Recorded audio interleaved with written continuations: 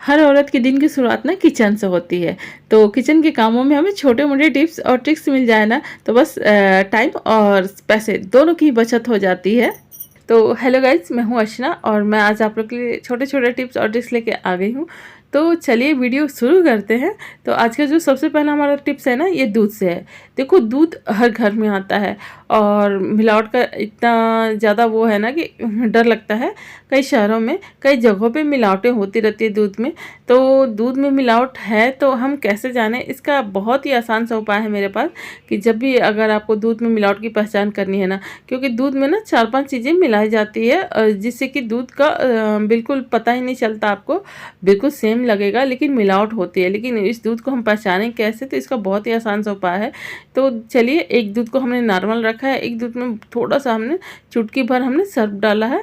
और जैसा कि मैंने सर्फ़ इसलिए डाला है क्योंकि जो मिक्स दूध में 5 चीज़ें मिलाई जाती है ना, उसमें एक सर्फ़ भी होता है, सर्फ़ होता है जिसकी वजह से वो दूध का कलर और टेक्सचर बिल्कुल दूध की तरह हो जाता है। तो वो एक सर्फ़ भी डालते हैं। हाँ, ये सर्फ़ नहीं होता है क्योंकि ये सर्फ़ अगर पड़ेगा तो उसकी स्मेल से पता चल जाएगा। दूसरी है कि उसकी जो फट जाएगा दूध, तो वो दूसरा सर्फ़ होता है, तो उसको डाला जाता है।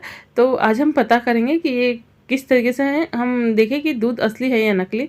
तो देखो, हमें क्या करना है, दूध को फेंटना है। चाहे आप चम्मच से फेंट लो, चाहे आप हाथों से फेंट लो।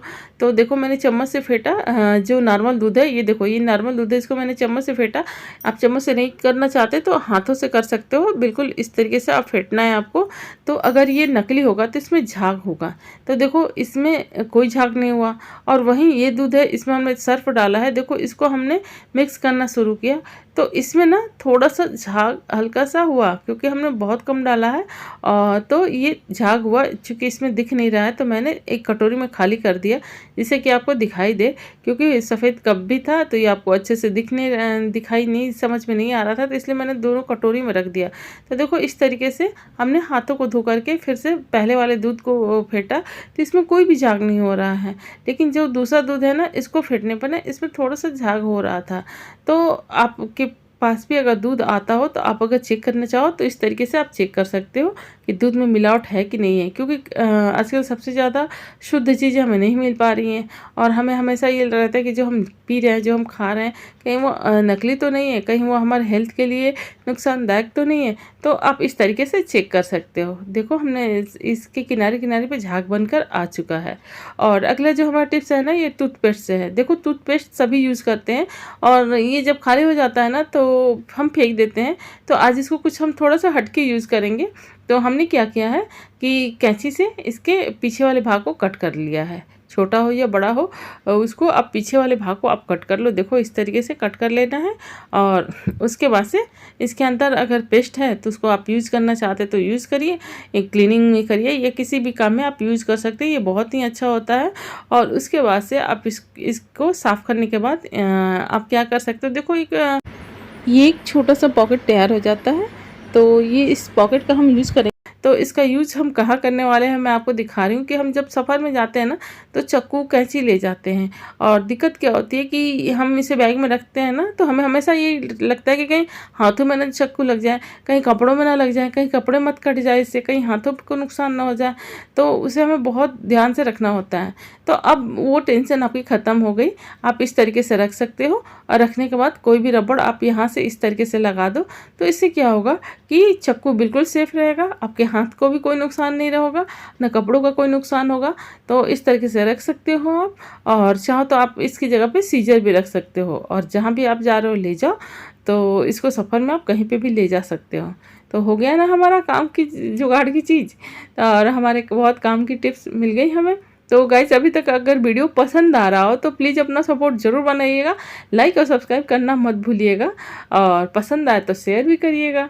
तो अगला जो हमारा टिप्स है ना, ये देखो, लहसुन से है और प्याज से है। तो चलिए, इससे आज हम कुछ बनाने वाले हैं, कुछ खास। तो आज इसका हमने कवर निकाल दिया और ऊपर वाला पार्ट का हमने 2 टुकड़ों में कर दिया इस तरीके से। और लहसुन की हम कुछ कलियाँ निकाल ले रहे हैं, कुछ कलियाँ हम ले लेंगे।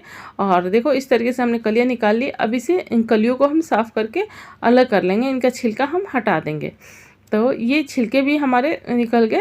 अब हमने क्या किया, इस तरीके से जब सब कुछ साफ़ हो गया तो अब हम इसका बनाने वाले हैं बहुत अच्छा नेकलेस। चलिए दिखा रही हूँ, बने रहिएगा क्योंकि कुछ खास बना रहे हैं, तो बस बने रहिएगा। तो इस तरीके से देखिए हमने क्या किया, यहाँ पे इसको इस तरीके से हमने लगा दिया और लगाने के बाद हमने क्या किया, इसको चाहो तो और भी आप लगा सकते हो, लेकिन इतना भी चलेगा। तो इसके बाद से हमने लहसुन की कलियों को इस तरीके से हम इसमें पिरोते जाएंगे। तो देखो ये बन रहा है ना बहुत ही खूबसूरत सा नेकलेस। तो देखो इस तरीके से हम इसको बनाते जा रहे हैं, बनाते जा रहे हैं। तो ये बहुत ही सुंदर सा बन रहा है, देखने में इतना प्यारा लग रहा है, मुझे तो बहुत प्यारा लग रहा था। तो इस तरीके से ये हाँ हमारा बन रहा है नेकलेस। ऐसा लग रहा है जैसे ना कि जो आदिवासी लोग होते हैं वो पहनते हैं, तो वैसे ही ये बन रहा था। बिल्कुल नेचुरल हमारा नेकलेस तैयार हो रहा है।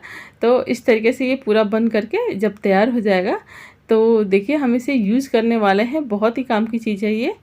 तो ये लास्ट ये भी लग गया। तो अब इसको हम क्या करेंगे ना, जब सब अच्छे से लग जाएगा तो इसका हम जो मुंह का पार्ट है ना, इसको एक दूसरे में फंसा के बंद कर देना है हमें। तो ये लास्ट हो गया। अब इसके ये जो बच रहे हैं भाग, इसको हमें दोनों को एक दूसरे में इस तरीके से फंसा देना है। तो देखो ये बन गया ना हमारा खूबसूरत सा नेकलेस। अब किसी भी पार्टी में जाना हो, कहीं भी जाना हो तो पहन सकते हो। तो चलो अब हम इसे क्या करते हैं कि इसे हम अच्छे से इस तरीके से रोल कर लिया हमने, और इसको चलिए हम कहाँ यूज़ कर रहे हैं। तो इसे हम जहाँ भी आप सोते हो वहाँ पर आप इस तरीके से अगर टांग दोगे तो वहाँ पे आपके मच्छर और मक्खियाँ नहीं आएंगी। मच्छर तो आएंगे नहीं अगर वहाँ पे आपने टांग दिया तो इससे मच्छर बहुत जल्दी भागते हैं। इसकी स्मेल उन्हें पसंद नहीं होती है, तो इसको आप लगा सकते हो। तो ये नेकलेस बहुत देखने में प्यारा लग रहा है और हमारे मच्छरों को भी भगा रहा है। और अगला जो हमारा टिप्स है ना, ये देखो जब भी हम ना प्याज घर में काटना होता है, लहसुन काटना होता है, तो प्याज की लहसुन की स्मेल हाथों में आ जाती है, जो कि अच्छी नहीं लगती। प्याज तो खाने में अच्छा लगता है, लेकिन प्याज की स्मेल अच्छी नहीं लगती हाथों में। तो जब भी अगर आप प्याज लहसुन कभी भी काटते हो ना, कभी भी, और आपको भी नहीं चाहते कि आपके हाथों में स्मेल रहे, तो उसका बहुत ही आसान सा तरीका है कि आप क्या करो कि प्याज काटने के बाद एक किसी भी बर्तन में पानी लो और उसको हल्का गुनगुना कर लो। देखो इस तरीके से हमने पानी को गुनगुना कर लिया और इसमें हमने थोड़ा सा डाल दिया खाने वाला सोडा। देखो एक छोटे चम्मच से हमने 1 चम्मच इससे डाल दिया। और डालने के बाद हम क्या करेंगे कि अब इसमें अपने हाथों को इसी में डाल देंगे। गहरा सा बर्तन लीजिए, अच्छे से इस तरीके से हाथों को डुबोइए और हाथों पे पानी को मलते रहिए। इससे क्या होगा कि आपके हाथों में जो भी लहसुन प्याज की स्मेल होगी ना, वो सब खत्म हो जाएगी। और अगर आप नॉनवेज खाते हो और इसकी भी स्मेल हाथों में रहती है, तो मछली की स्मेल बहुत तेज़ होती है, तो उसकी भी स्मेल इस तरीके से ख़त्म हो सकती है। तो कोई भी आप चीज़ अगर स्मेल आपके हाथों में आ रही है ना, तो इस तरीके से आप स्मेल को हटा सकते हो। बस गुनगुना पानी होना चाहिए और इसमें सोडा डाल लो। तो चाहो तो थोड़ा सा नींबू भी डाल दो, वो और भी फ्रेगनेंस को आपको बढ़ा देगा, हाथों में खुशबू भी आ जाएगी। और अगला जो हमारा टिप्स है ना, ये बर्तनों से है, कांच के बर्तनों से। देखो कांच के बर्तन क्या होता है ना, हम धोते हैं और मेरे हाथ से तो मतलब ऐसा होता है कि टूटते बहुत है, कांच की चीज़ें बहुत टूटती है।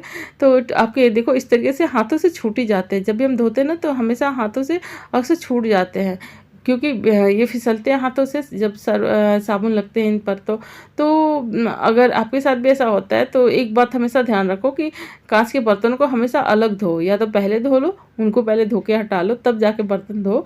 और फिर ना जब भी आप धोते हो ना, तो नीचे कोई भी प्लास्टिक बिछा लो, मोटी सी प्लास्टिक हो या फिर एक मोटा सा कपड़ा आप इस तरीके से बिछा लो और फिर आप इसको धो। तो इससे क्या होगा ना कि अगर आपके हाथ से छूटता भी है ना, तो ये टूटेगा नहीं, क्योंकि हमने नीचे कपड़े का बिछा रखे है, इसकी वजह से ये टूटेगा नहीं। और देखो इस यहाँ से पानी भी निकल गया कपड़े की वजह से। तो आप या तो कपड़े बिछा लो, या फिर आप यहाँ पे मोटी सी प्लास्टिक बिछा सकते हो, या फिर प्लास्टिक की बोरी होती है उसको आप बिछा सकते हो, या फिर ये जो दाने वाले प्लास्टिक पैकिंग में आते हैं ना, आप इसको भी बिछा सकते हो। क्योंकि ये भी इसका एक लेयर आप रख दोगे ना, तो ये फूटेगा नहीं। आप बेसिन में एक लेयर इसका बिछा दो। तो देखो इस तरीके से आप अपने शीशे के बर्तनों को फूटने से बचा सकते हो। तो गाइज आज के टिप्स और ट्रिक्स आपको कैसे लगे? अगर थोड़े से भी अच्छे लगे हो तो प्लीज़ लाइक और सब्सक्राइब करना मत भूलिएगा। और आपने हमारी वीडियो वॉच की उसके लिए दिल से धन्यवाद। Thank you.